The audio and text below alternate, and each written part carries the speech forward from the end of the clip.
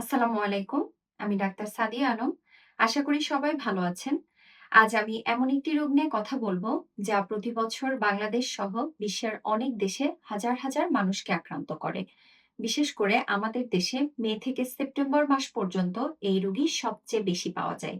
এই রোগের নাম হলো ডেঙ্গু জ্বর।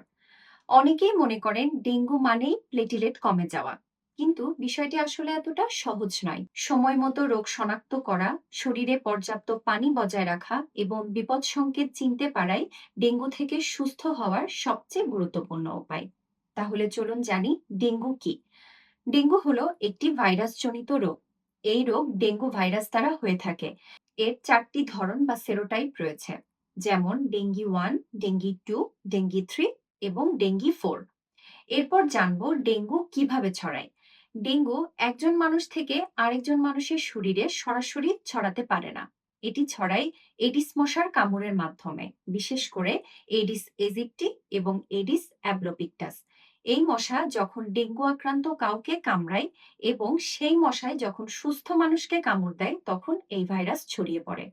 এই মশা সাধারণত দিনের বেলায়, বিশেষ করে সকাল ও বিকেলে বেশি কামড়ায়। তারপর জানি এডিস মশা কোথায় জন্মায়। এডিস মশা সাধারণত পরিষ্কার ও জমে থাকা পানিতে ডিম পাড়ে, যেমন ফুলের টব, এসিড ট্রে, পুরনো টায়ার, ডাবের খোসা, বালতি বা ড্রামে জমে থাকা পানি, ছাদের ট্যাঙ্কের আশেপাশে ও ফ্রিজের নিচের পানি জমার ট্রেতে এসব মশা ডিম পাড়তে পারে। সপ্তাহে অন্তত একদিন এসব জায়গা পরিষ্কার করলে ডেঙ্গু হওয়ার ঝুঁকি অনেকাংশেই কমানো যায়। তারপর জানি ডেঙ্গু জ্বরের লক্ষণগুলো কি কি। ডেঙ্গু জ্বরের লক্ষণ সাধারণত মশা কামড়ানো 4 থেকে 10 দিনের মধ্যে শুরু হয়। এর মধ্যে রয়েছে হঠাৎ 102 থেকে 104 ডিগ্রি ফারেনহাইট পর্যন্ত জ্বর, তীব্র মাথা ব্যথা, চোখের পেছনে ব্যথা, শরীর ও পেশিতে প্রচন্ড ব্যথা, জয়েন্টে ব্যথা, দুর্বল লাগা, বমি বমি ভাব বা বমি হওয়া, এছাড়াও ত্বকে লাল র্যাশ হওয়া। অনেকের ক্ষেত্রে গলা ব্যথা বা হালকা কাশিও থাকতে পারে। এই লক্ষণগুলোকে আমরা 3টি ধাপে ভাগ করতে পারি। প্রথমটি হলো ফিব্রাইল ফেজ বা জ্বরের ধাপ। এইখানে প্রথমে 2 থেকে 7 দিন জ্বর থাকে। এই সময় শরীরে ভাইরাসের পরিমাণ সবচেয়ে বেশি থাকে। দ্বিতীয়টি হলো ক্রিটিক্যাল ফেজ বা সংকটকাল। সাধারণত জ্বর কমার পরের 24 থেকে 48 ঘন্টা সবচেয়ে গুরুত্বপূর্ণ। অনেকেই ভুল মনে করেন জ্বর চলে গেছে, তাহলে বুঝি রোগ ভালো হয়ে গেছে। আসলে এই সময়েই কিছু রোগীর শরীর থেকে রক্তনালীর বাহিরে তরল বের হতে শুরু করে, ফলে শক, রক্তক্ষরণ বা বিভিন্ন অঙ্গের ক্ষতি হতে পারে। তৃতীয়টি হলো রিকভারি ফেজ বা সুস্থ হওয়ার ধাপ। ক্রিটিক্যাল ফেজ নিরাপদে পার হলে রোগী ধীরে ধীরে সুস্থ হতে থাকে। এরপর জানবো ডেঙ্গুর ওয়ার্নিং সাইন বা বিপদ সংকেতগুলো কি কি। এর মধ্যে রয়েছে প্রচন্ড পেট ব্যথা, বারবার বমি হওয়া, নাক বা মাড়ি দিয়ে রক্ত পড়া, রক্ত বমি বা কালো পায়খানা হওয়া, খুব বেশি দুর্বল লাগা, অস্থিরতা বা ঘুম ঘুম ভাব হওয়া, শ্বাসকষ্ট হওয়া, হাত পা ঠান্ডা হয়ে যাওয়া বা প্রস্রাব কমে যাওয়া। এই লক্ষণগুলোর যে কোনো একটিও যদি থাকে, তাহলে রোগীকে অবশ্যই দ্রুত হাসপাতালে নিয়ে যেতে হবে।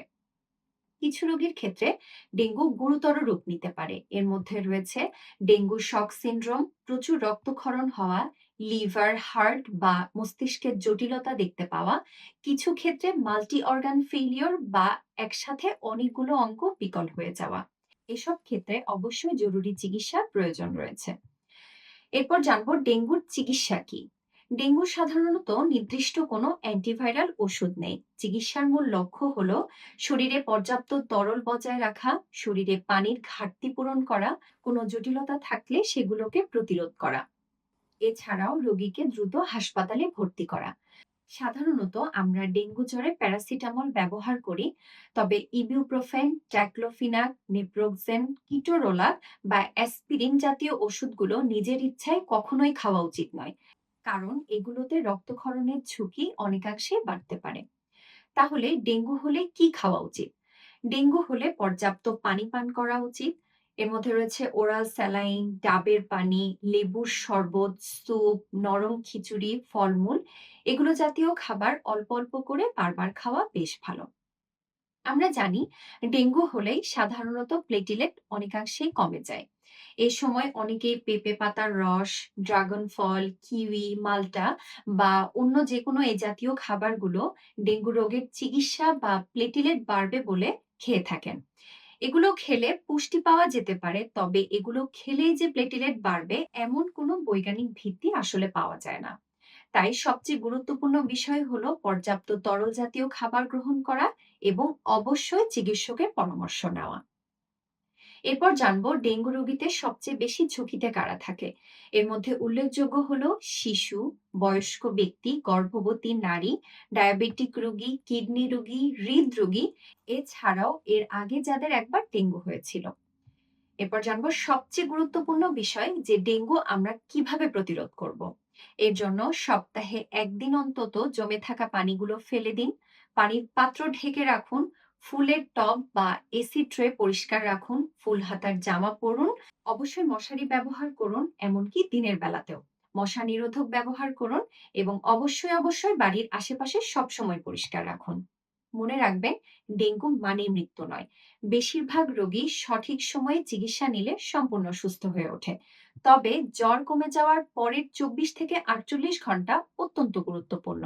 এই সময় শরীরের অবস্থা ভালোভাবে পর্যবেক্ষণ করুন এবং কোনো বিপদ সংকেত দেখা দিলে অতিবিলম্বে চিকিৎসকের পরামর্শ নিন। নিজে সচেতন থাকুন, পরিবারকে সচেতন রাখুন এবং আশেপাশে কোথাও পরিষ্কার পানি জমে থাকতে দেবেন না। আল্লাহ আমাদের সবাইকে সুস্থ রাখুক। আসসালামু আলাইকুম।